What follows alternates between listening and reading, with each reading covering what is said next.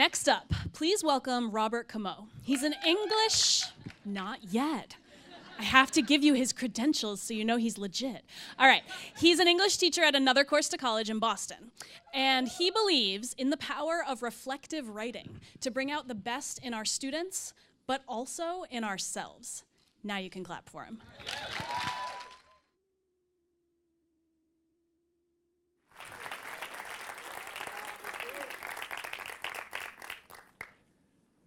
I once taught a young man named Truth. I had him in a study where he'd do anything but study. I thought I knew Truth. I thought he was one of those kids who came to class, put his head down on the desk, and failed classes, head to summer school. I thought I'd seen him before, until I gave him a chance to write his own story down in his own words. I gave him a book called Know Thyself that I created for reflective writing for students, to foster student and teacher change. When I gave him a chance to write down his own story, he wrote to me that every summer he volunteered in an emergency room in an inner city hospital, bringing life and hope and health to people who needed it. He taught me his truth. And one of his classmates, who I thought was a kid who was disengaged, taught me he was a leader in his crew. That when he went home to his neighborhood, he called the shots.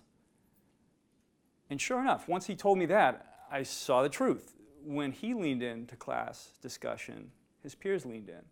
And when he sat back, they sat back. These young people can teach us the truth, and the truth can set us free. Now, teachers and students can work together to break the cycle of failure when they get stuck. Everyone knows at least one kid whose life has been changed by a teacher. Ask any teacher and they'll tell you how much they've learned from their students. In the best classrooms, teachers can learn and students can teach. But what happens when that symbiosis breaks down? And some students fail and their teachers fail to reach them. Now, student support teams work hard to help struggling students, but there are so many. And the interventions there tend not to reach back to affect classroom practices. Often we ask students to leave their whole selves outside of the door and get with a program we set up before we met them. In the best classrooms, there's a healthy flow of knowledge and power between students and teachers, but that flow can get choked by forces that are hard to see for reasons that are hard to say. I know I was one of those kids who went to high school, put his head down on the desk. By junior year, I was failing classes. By senior year, I dropped out. I joined the Marine Corps. But in 4 years, when I got out, I went back to the same dead-end jobs I had when I left. It wasn't until I started community college, where they taught me how to write my own story, that I broke my own cycle of failure. I wrote about my life, my work. I wrote about the wet rot of a garbage truck run and the arid wasteland of the incinerator. I wrote about the mechanical grind of the acid bath and the acrid fumes of the acid bath and the mechanical grind of the steel factory. I wrote about the dull toil of the furniture warehouse, which was broken up by the surreal oasis of the showroom, a little island of middle-class tranquility where you'd see a classy dining set, a cozy bedroom, all posed and phony, but that still left you longing. Writing transformed me. It helped me go from high school dropout to Harvard grad school. It has transformed my students. Research shows that when we give kids the chance to write expressively, it helps them vent stress that clouds thinking. It reveals trauma that needs healing. It can help them develop a counter-narrative to the stories we assume about them, and then they can internalize and tell about themselves. I remember a group of kids came in, two of them put their heads down right away, but they lifted them up to write. One young man wrote about being exhausted because he was watching Netflix all night. That's one kind of conversation. But that conversation revealed some insomnia that he needed a connection to the school nurse for.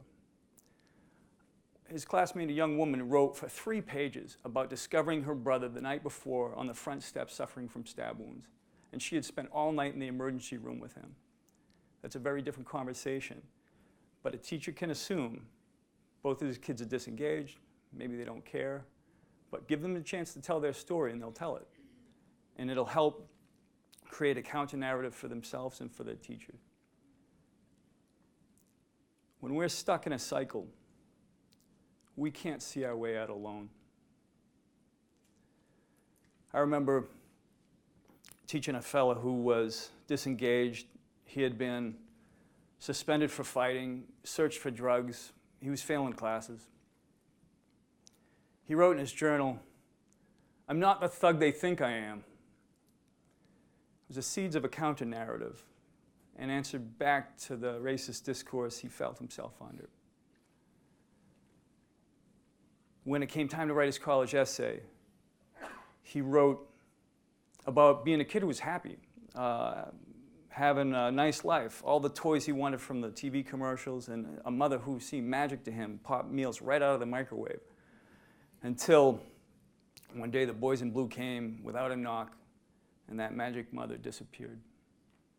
He wrote in his journal, "I didn't know who would take care of me or where I would live." And that's where his story froze. And that, in my experience, having done this for 7 years with kids now, it's very typical of a student who has suffered trauma that their own narrative tends to freeze at that crisis point, because at some level they're still there. But research shows you can help people resolve that story and heal. And I worked for weeks with that young man to try to help him finish that story. And nothing worked until one day I asked him, "What about your grandma?" And he smiled wide. And he finished the story. He started writing about this heroic figure in an old woman who came in like a superhero with home-cooked meals. The trafficking was gone. He watched her come home from work and go back, and she made sure he got to school and came home. But he closed the story this way: "I want to do something my mother nor my grandmother has ever done, and that is to go to college." I'd never heard this from him before, and I don't think he'd said it to himself. But he imagined it, he wrote it down, and he made it happen. Today, that young man is a graduate of a post-secondary educational program.